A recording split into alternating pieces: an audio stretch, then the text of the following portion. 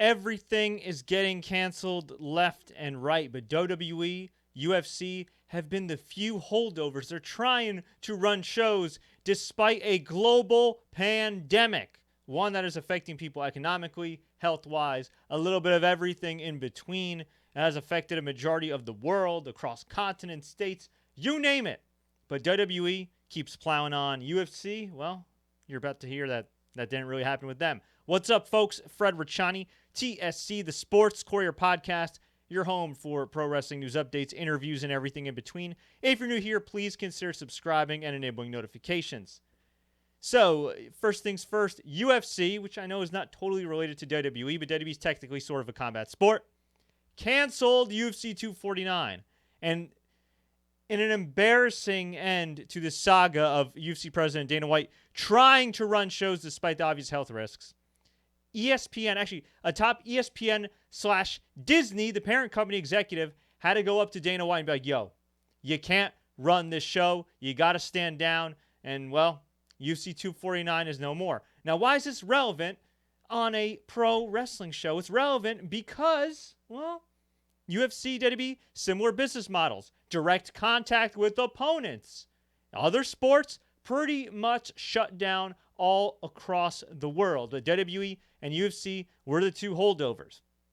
But there's a plot twist. One, with the UFC having to be forced to not only cancel their pay-per-view, but postpone all shows indefinitely, that puts the pressure on NBC Universal and Fox Sports, the TV partners of WWE, to step in and be like, yo, you might not want to run these shows right now because we can't risk airing this and getting some bad publicity. I'm not saying it's going to happen. I am saying that could happen. Now, here's the other monkey wrench, and this is an official announcement from the original home of WWE Money in the Bank, the Royal Farms Arena in Baltimore, Maryland. Quote, the WWE Money in the Bank event originally scheduled for Sunday, May 10th in Baltimore has been canceled. Refunds are available at all points of purchase. Now, according to WrestlingObserver.com, WWE is set to tape weeks upon weeks of shows starting tomorrow. And if you're just listening to this now, that is Friday, April 10th is when they're going to start doing that and resuming taping shows. Now, from what I understand, they do have SmackDown already in the can. They have, I think, like a few NXT matches here and there already in the can. I believe AEW has a few shows already in the can as well. But, yeah, and a few people on the live stream are telling me, like, nice hat. If you're not watching the live stream, I'm wearing my trusty Yankees hat. As many of you know, the barbershops are closed. It's hard out here in these streets. I miss my fade. I can't line up a beard to save my life. So, you know, my hair, I am also not only Venezuelan, but Arab. And also Arabs grow hair relatively quickly, like Wolverine, you know. So expect my hair to get a little long, a little uncharacteristically long. Easy for me to say. So maybe wearing a few hats for a while in the near future. But as for WWE, they're wearing many hats. They're wearing the hat of promoter, publicly traded company, medical company, having to look over all these wrestlers, having to make sure that everything stays in-house, that nobody gets infected, nobody gets tested positive or anything like that. Here's the issue. From what I understand, roughly, barely, I don't think even 1% of the United States population has been tested for COVID-19. Now, I'm not trying to scare anybody here, okay, but that is crazy. And I know we're a humongous country, one of the biggest countries in the world, but my God, I mean, South Korea is kicking our ass when it comes to testing and tracing. And I think until we can test and trace the hot zones, which New York is kind of sort of starting to do, it's going to be a while, I think, before we have sports, at least sports as we know it. And then when we're talking about, you know, wrestling, like when it can be in front of live crowds, it might be a while too. Now, here's the thing. WWE, unlike UFC, is a controlled environment, right? It is pre-taped. There is no audience there. They're filming in the empty arena known as the WWE Performance Center, their glorified NFL training camp, which is a badass facility, by the way. And, well, you know, they could control the risk. Somebody bleeds, they could stop the match. Somebody gets injured, they could stop the match. In between matches, they could change the mats and the ropes and everything else to avoid COVID-19 infection or staph or whatever the case may be. But this is also pro wrestling, which means there are times when, well, pardon my language, shit happens. People get hurt. In rare occasions, people have died. And that's just on a regular day. That's just on a regular professional wrestling day and night, okay? When you're in that ring, you are putting your life on the line. Add on the added risk of infection with COVID-19, and you are playing with fire. And I just feel like as much as I did enjoy a WrestleMania overall, as much as I sincerely, genuinely appreciate the effort of all involved, and with AEW too, I got to say, man, I really do feel like it's a ticking time bomb, because you look at the NBA, all it took was one. Patient zero, Rudy Gobert, to test positive, and he didn't just shut down the NBA. That positive test, it didn't just shut down basketball. It shut down baseball. It's possibly going to shut down football. Now, granted, I think the expansion of the unfortunate outbreak is what's really going to shut down football. But for anybody to realistically tell you, yeah, we're going to have games in the fall, we're going to have games in July or August or whatever, I would love to be able to confidently tell you all that. But at the end of the day, we don't make the timeline. The virus does. And so I'm encouraging everybody, while practicing social distancing, to live their best life as they can, or as much as they can, given the circumstances. For anybody that's an essential worker, obviously, God bless y'all. Nurses, medical practitioners, truck drivers, delivery people. I mean, anybody that falls under essential, God bless you guys. Stay healthy, take every precaution. But I just feel like as long as we don't have stringent testing, as long as we haven't flattened the curve yet, considerably flattened the curve, I just don't see it happening. So how does that relate to WWE? Well, WWE can keep doing all these shows and running in the Performance Center and trying to minimize risk, but here's the problem. We don't know everything about this virus. We don't. And while all of these wrestlers, or most of them, other than like Roman Reigns and a few other people, have pretty good immune systems. And look, let's keep it real. Roman Reigns has a great immune system as an athlete, and he's beaten cancer twice. He's an absolute badass. But this virus particularly preys on the vulnerable. And the more you put yourself out there, the more you're putting yourself in a position to get sick. And even if, like, say, a guy like Drew McIntyre or whoever doesn't get sick, they can be a carrier. They can be a carrier for somebody else, and God forbid they get infected. I don't think I have to say this again. As far as Money in the Bank goes, I do think it'll happen. I do think it'll happen in the WWE Performance Center. But based on some of these ratings, man, the ratings did increase this week, the night after WrestleMania. It was barely 2 million viewers. I know NXT barely beat AEW. I think it's like 693,000 viewers to 692,000. I get we shouldn't totally overanalyze these ratings because news stations are kicking ass right now with the coverage and everything. But I really feel like this empty arena stuff just isn't working. It isn't. It's a nice novelty for a few weeks. For WrestleMania, it was interesting from a curiosity standpoint, but it's not working. Now, why is that relevant? That's not working. Because if it's not working and it's not drawing and it's not making you any additional money or getting you any additional ad revenue or getting you any additional eyeballs, why bother taking the health risk of running these shows? If I'm WWE, here's what I do. You got a ton of stars. You got the Lord's treasure trove, easy for me to say, of footage. You could have one episode of Raw a week dedicated to just one superstar. Drew McIntyre's greatest hits with some different, maybe documentary style things, or maybe like a live interview with him. Brock Lesnar the following week. The Rock the following week. Stone Cold the following week.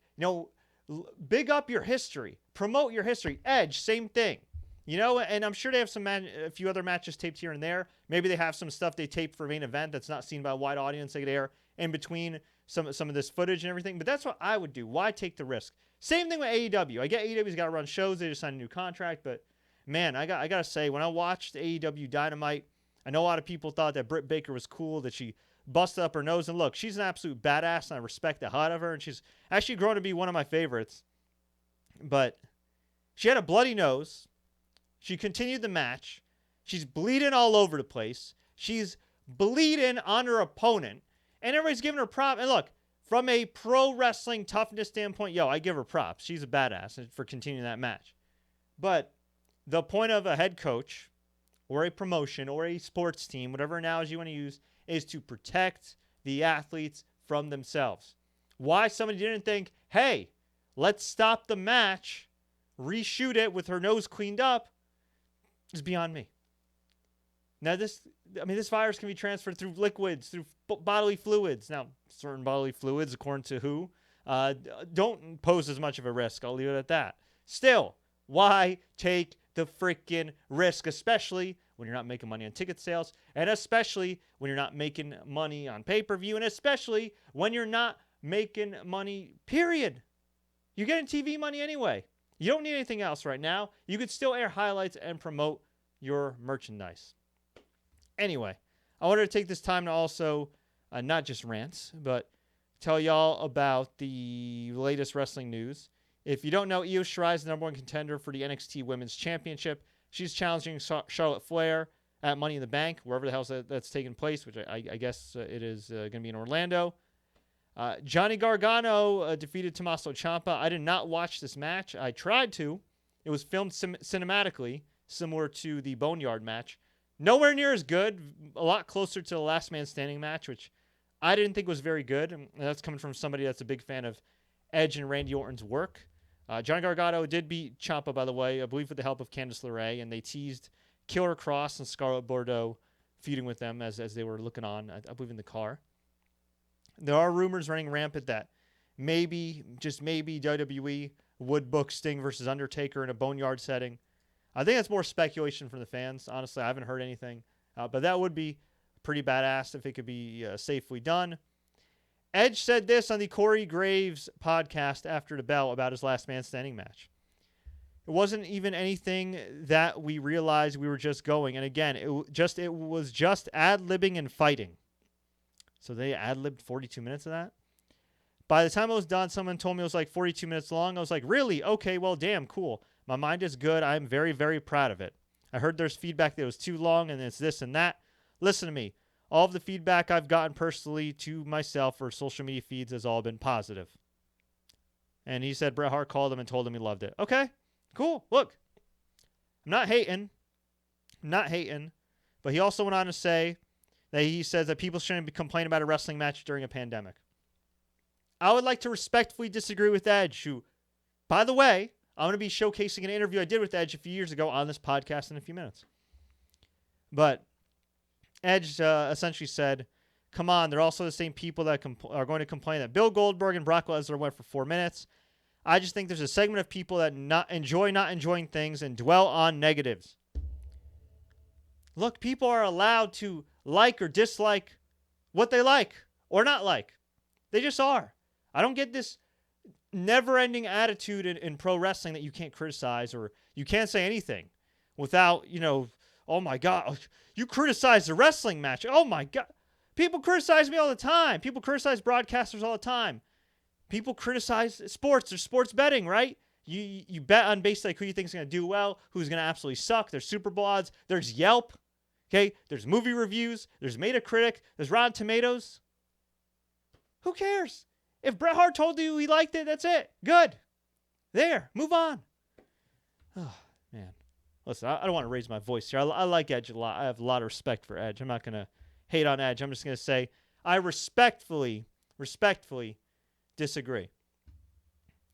Richard Cook says Roman Reigns pulled out of wrestling due to his illness. He said it wasn't safe for him. Yeah, he did that IGTV video where he talked about that pretty in depth. I mean, yeah, I can't blame him. I think it's going to be a while too before we see him wrestle until it's safe for him to travel and, at the very least until they get some reliable testing. Because even the testing now has from what I understand, a 30% chance of being false. In other words, 30% of the time, it's not accurate, which is way, way too high of a threshold right now, at least in my humble opinion.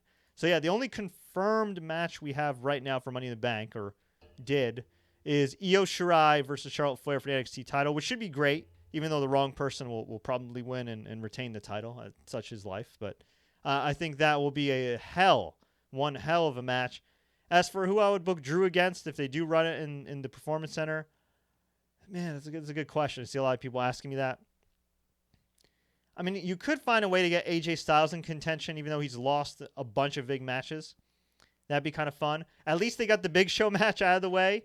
The night after Raw, the night after WrestleMania. Actually, technically on WrestleMania, but it aired on Raw. So that I'm happy about.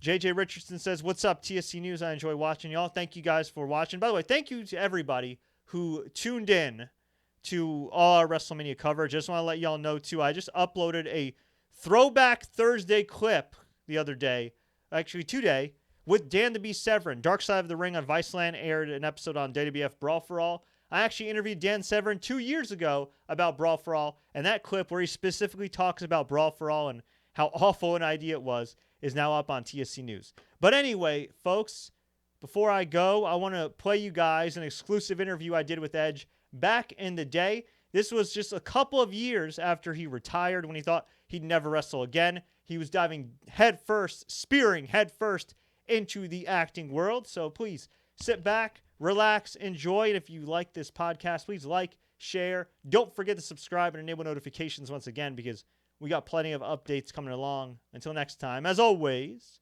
enjoy the matches, and please enjoy this interview. I've been checking your Twitter, and it seems like every week you're at some different convention, whether it be a Comic-Con, a signing, something Haven-related. Have you been traveling more lately than WWE? It certainly seems like it. Well, it's still been a lot of travel. My girlfriend always busts my chops saying I'm like the world's most retired guy. It's just that it's a different type of travel now. It's not a different city every day. At least now, if I do something, it's I'm in that city for at least a few days, whether it's for appearances or anything like that. Which makes it a lot easier to deal with. Now generally, if I'm filming Haven for 5 months, I'm in the same bed for 5 months. So that makes it a lot easier, when you can adapt to like 2 or 3 beds throughout the year as opposed to like 200 or 300. And I'm assuming you're not sitting next to people the size of Big Show on planes now. No. It's actually, I'm considered the big person now, and which is always strange for me. Like, oh, dude, you're a big dude. I'm like, what are you talking about? I'm like average in the old job. So that was one thing to get used to realize that I was, going to be about 50 or 60 pounds heavier than everybody I'm working with now. And do you get recognized more at these conventions for your work on Haven or WWE, or is it a little bit of both? Well, any convention that I did this year was kind of backed on the wrestling thing. So, I don't really do a whole lot of them. When I did, it was wrestling fans that were coming because it was promoted, Adam Edge, Copeland, WWE Hall of Famer kind of thing. But now, little by little throughout the year, it's really started to filter in. It's like, hey, Dwight. I'm like, oh, wow, they actually don't know about, Edge. And that's pretty cool because, initially when I first started this, I was like, okay, I just don't want to fall flat in my face. And then it became, actually, I want to try and be good at this and not just good for a former wrestler. I actually want to try and get some chops and do this, some form of justice, and not just, oh yeah, he's pretty good for a guy, who used to be a wrestler. I don't want to be judged on that criteria. Did you have any formal acting training, or did you just kind of transition from pro wrestling to acting and kind of learn on the job?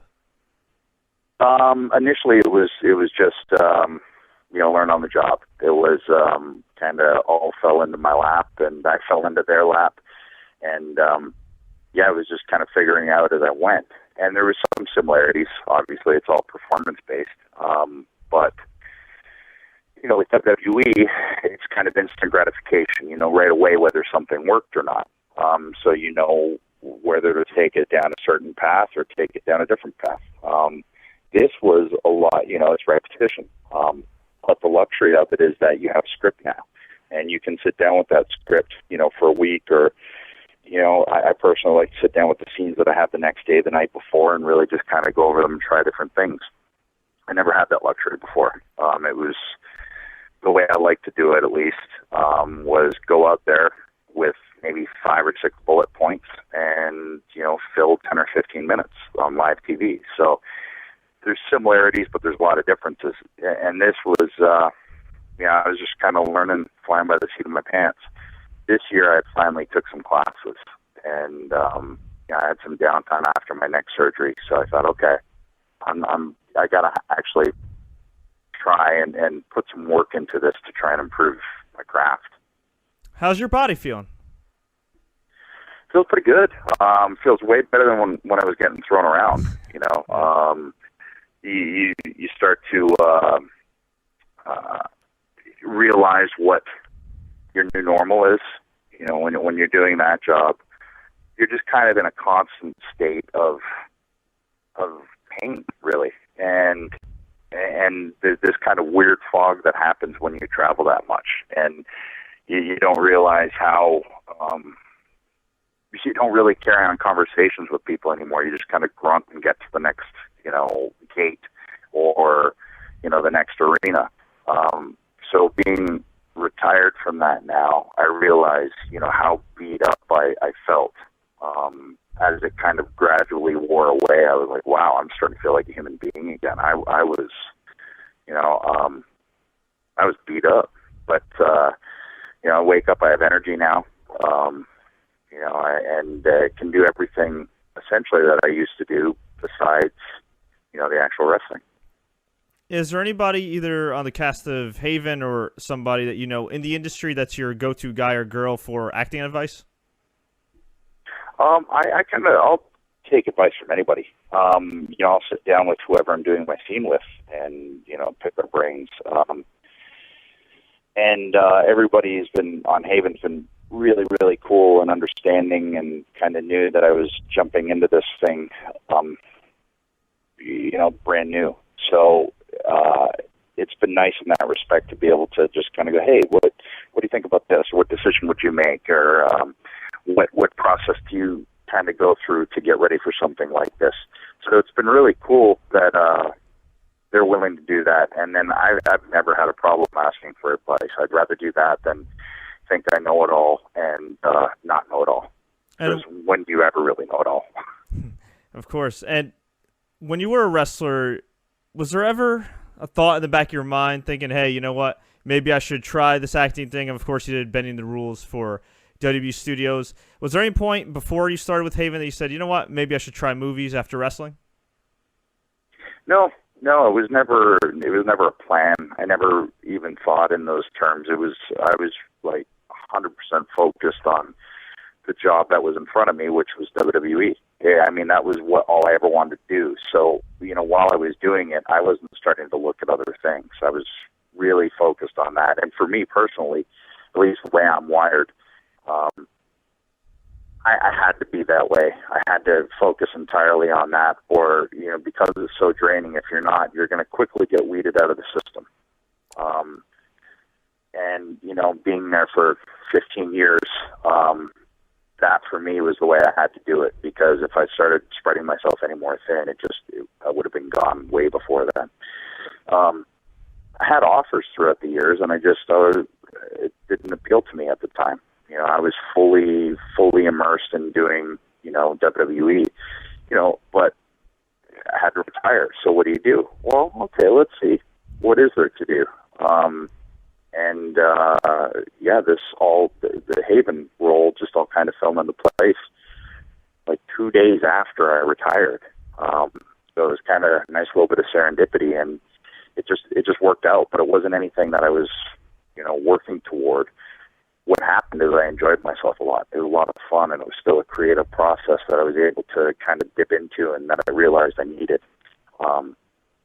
So because it was fun, that's kind of why it's continued. You know, it's been a great, yeah, it's a great gig if you can get it. You know, it's just like wrestling was.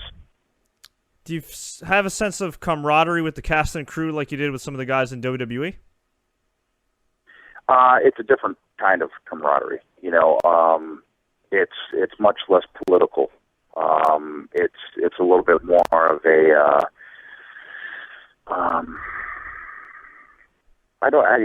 there's similarities for sure, because you're with these people.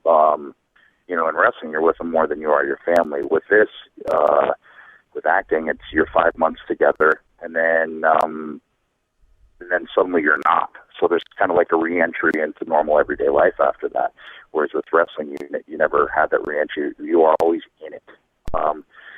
And I think, I don't know, I think with wrestling, it's a lot more political. You fight for TV time, and I'm sure there's aspects of that in TV too. But I think maybe I've been spoiled with the cast and crew that I got out there in Haven, and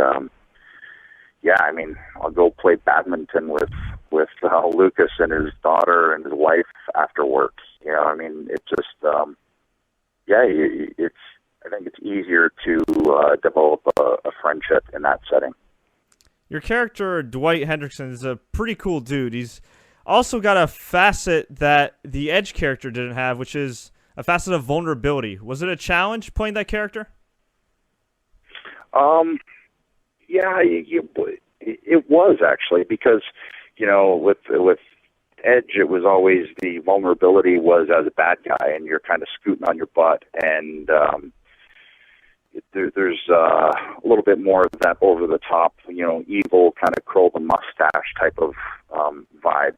Whereas with Dwight, he's a nice guy who wants to take care of those around him, and tragic story of his daughter being killed because she had the same trouble as him. And I mean, you watch it, you go, man, I feel sorry for that guy, and he's still like an upstanding dude, So I think there's with that there was the challenge of, okay, can I pull this off? Because anytime I've done vulnerability in a character before, like I said, it's always very evil, dastardly, over the top type of thing. So I didn't know if I could actually convey real, can you feel for this guy? I don't know. He's 6'4", he's 250 pounds, and he's a former Army Ranger. So thankfully they wrote a character that there's some vulnerability, and I actually I was happy with some of the end results of being able to do it and not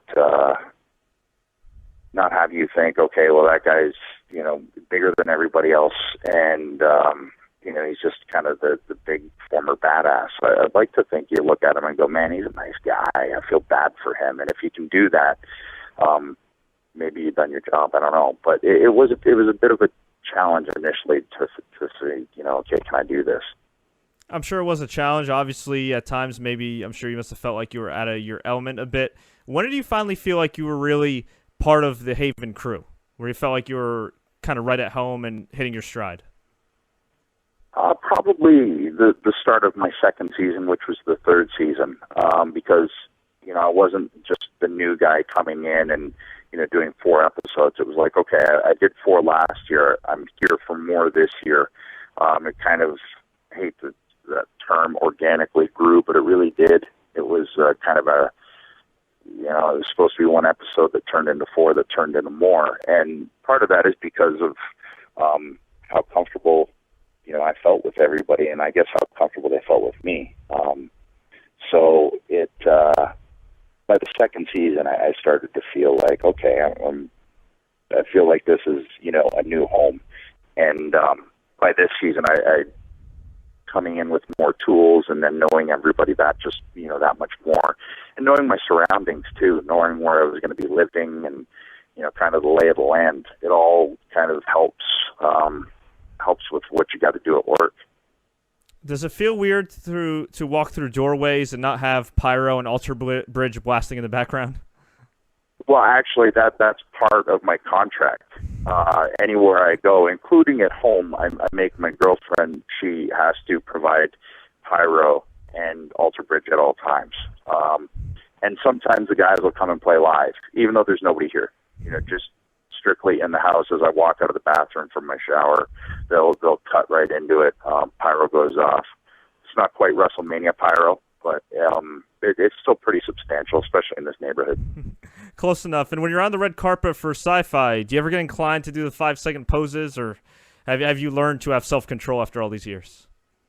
No, but way more self-control. Plus, now I'm usually wearing a suit, and I'm all, short-haired and coiffed. So the 5-second pose with the people that would be taking the pictures, now they go, okay, is this guy having a stroke? Like, what's why is he frozen in that pose? Do you smell toast? No? Okay, I'm fine. Yeah, and another hit show on Sci-Fi is, of course, Friday Night SmackDown, a show you were a staple of for a number of years. I'm sure you get this question asked all the time, but in the event that your ex-wife, Vicky Guerrero, gets fired again, would you be open to returning as the SmackDown general manager? It would honestly depend on the schedule. I really like not getting on multiple planes. I really don't miss airports. I don't miss hotels. If I could have continued the job and stayed in my bed every night, I could have done it for the 50 more years. But that's one of the great things about acting is generally you're at least in the same place for a little while. So it's that convenience is really nice. To answer the question, probably not. No. I'm kind of my whole idea of it is always if I can't get in the ring, I don't really want to be there and be that close to it and not do it. If I distance myself, it's for that reason. It's like, well, if I can't be there and do the thing that I actually love about the job, then I don't necessarily want to be around it as a reminder. So I don't know if it could be fun and it could be great stories that could come out of it, then possibly. But right now, just the idea of traveling and everything like that aren't that appealing to me.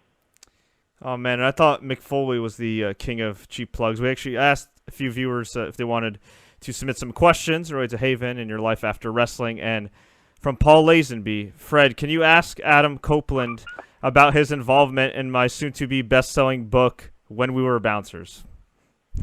Shameless self-promotion. Yes, I lent a couple of stories to Paul for his book.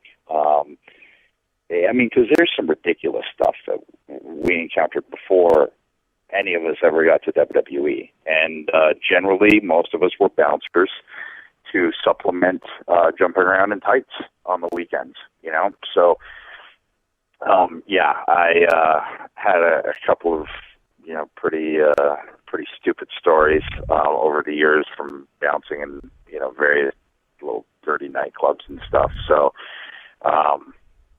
one involved male strippers. The other involved just this huge barroom brawl with Christian jumping off of poles to crossbody guys and just the complete stupidity.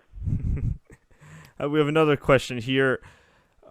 What do you think WWE fans who haven't sampled Haven yet would like most about the show? Well, if the WWE fans, probably the fact that, Edge is in it. But I don't know, if you like Stephen King, if you like kind of creepy things, if you like beautiful scenery, it's a good-looking cast. I mean, if you're a woman, there's a bunch of man meat on there, and if you're a dude, there's some pretty girls that are in cool, strong, roles in the show. I really do think this year it's kind of it's a lot more cohesive. It's easier to kind of keep track of, but I still tell people to go back and watch the other seasons to really kind of understand what's going on. Because if you just try and jump in the fourth season, you'll kind of be like, well, as with any show, like, okay, what's going on? Who are these guys? What are they doing? So it's creepy. And it's set in a great setting. Well, it's great to see that Surly Sci-Fi's gotten behind the show, definitely gotten behind you. There's another guy that has a sci-fi show, Joe Rogan. He questions everything. You've been around some creepy supernatural dudes like The Undertaker, Kane, Gangrel, the Ministry of Darkness. Could we see Adam Copeland making an appearance on that show? I absolutely love that show. I was really excited when I saw that, and I ran into Joe at a upfront presentation that Sci-Fi did this year, and we ended up talking about MMA. But I've always enjoyed his commentary and his stand-up show. So I thought, okay, I got to give this a shot, and I really, really enjoyed it. I love questioning stuff. So, but as soon as I see Sasquatch or Bigfoot, I'm sold. So I really enjoyed it, though, and I actually learned a lot. I didn't know about chemtrails. A lot of the thing, the subjects on there I hadn't actually heard about. So I was like, okay, I've heard about Sasquatches, but I haven't heard about this. So I really enjoyed it. I actually really, really enjoyed that. It's on my DVR, so I have proof. All right, well, we'll definitely get Joe Rogan to get you on an episode one day. Adam, we thank you so much for the time. Before we go, where can fans find you online and any upcoming events you're involved with? I am, my docket is clean. I specifically didn't book anything. I wanted to really just relax and, paint and stuff. So that's what I'm doing. I'm mountain biking, I'm painting, and walking dogs. Sounds like an exciting life, sir. All in a day's work, right? Yeah. I did all that hard work so that I could do this now. Fair enough. And folks, you can follow Adam online at EdgeRatedR. Of course, you can also check out sci-fi.com for more information on Haven. Adam, thanks so much for your time, man. Best of luck and everything. Thanks. Appreciate it.